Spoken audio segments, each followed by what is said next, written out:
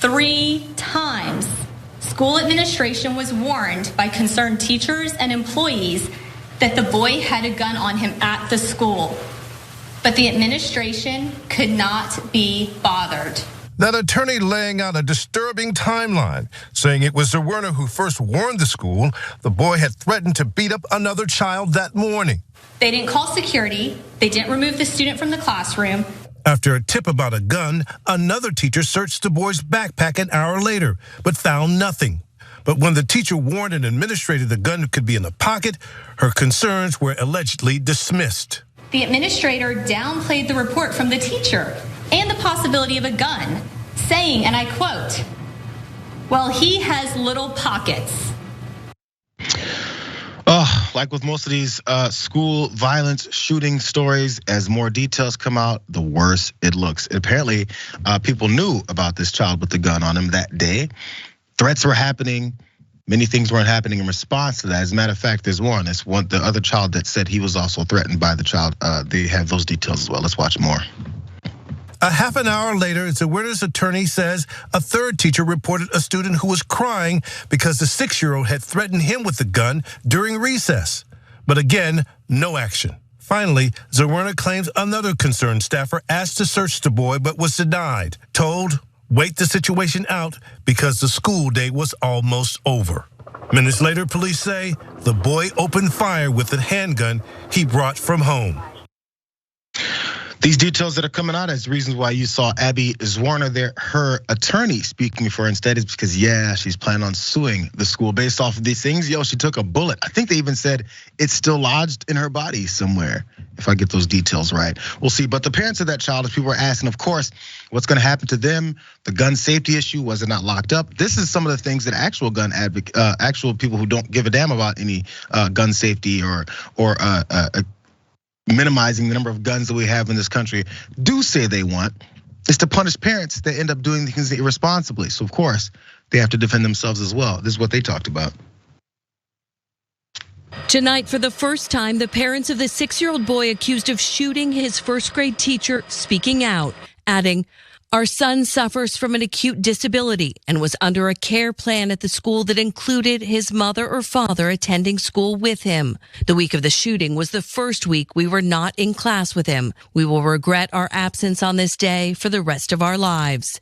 They go on to say the gun used by their son was secured. "Our family has always been committed to responsible gun ownership and keeping firearms out of the reach of children," their statement says. Well, first, I didn't realize that there was these types of setups where parents show up at school with their 6-year-old kid and are there every day in class, sitting next to them. That's the picture in my head that I'm getting from the way this is put together by the parents, saying they regret not being there that one day. But then the gun is there and gun safety, it's locked up and he has an acute condition and all this.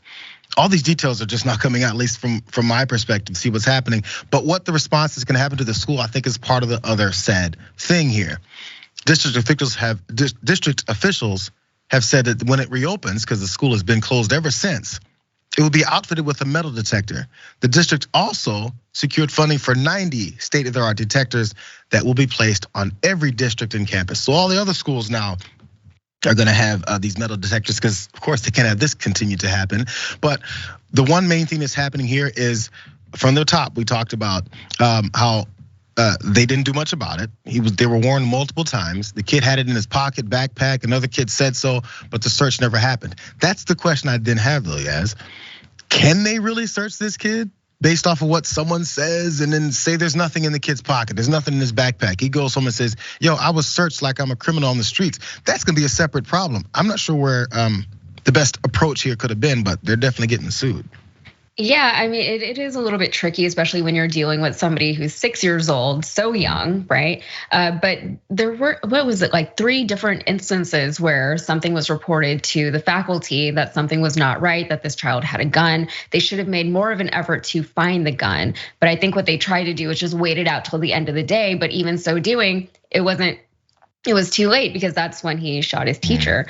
And I don't blame the teacher for suing. I can't fathom how a report like that could go as ignored by the school officials. I really think they should have done more, and they could have avoided the situation the way that it played out, right? And it's almost like we've become so numb to gun violence that just hearing about a gun on a school campus, especially an elementary school campus, should be like a really big deal. But it was like, okay, well, we'll just wait and see. That's kind of strange to me. And then the parent thing, you didn't mention the other part of the parent thing.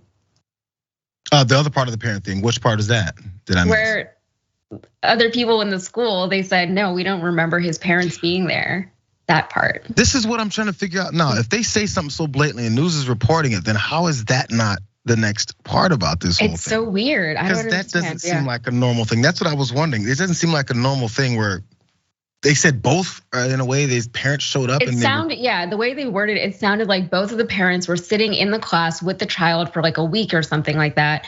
But nobody else has corroborated that story, which is it's kind of a weird story to come up with if it's a lie. There's a lot happening here that we don't know about, or that maybe, who knows, maybe someone said they could do this. There's something weird here. But again, this lawsuit will probably, clear all that up, because once money's involved and they're slapping metal detectors on every school in the district, now we have a whole different situation happening. She's gonna win that lawsuit. Let's keep it real. That's gonna go down that way. And in the meantime, there's been no school. That's the next collateral damage of this. Everyone's just screwed over because we don't care. We stopped talking about it right afterwards.